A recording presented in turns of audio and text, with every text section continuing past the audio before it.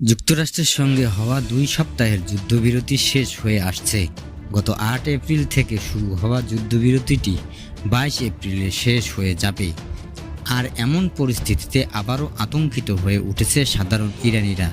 সংবাদ মাধ্যম Al Jazeera সাংবাদিক তৌহিদ আসাদির রোববার তেহরান থেকে বলছেন, ইরানিদের মধ্যে বিভিন্ন অনুভূতি দেখতে পাচ্ছেন তিনি। তৌহিদ আসাদি বলেছেন, আলোচনার মাধ্যমে চলমান সংঘাতের সমাধান হবে। ইরানিদের মধ্যে এমন আশা আছে, যদিও এটি খুবই কম, বিশেষ করে যখন যুক্তরাষ্ট্র ও ইরানের মধ্যে একটি চূড়ান্ত চুক্তির বিষয়ে আলোচনা হচ্ছিল, তখন সাধারণ মানুষ আশা দেখছিলেন। কারণ চুক্তি হলে মার্কিনরা নিষেধাজ্ঞা তুলে নিত, এতে সাধারণ জনগণের জীবন মানের উন্নতি হতো। দীর্ঘ আন্তর্জাতিক নিষেধাজ্ঞার কারণে তাদের অনেক ভোগান্তির মধ্যে দিয়ে যেতে হয়েছে।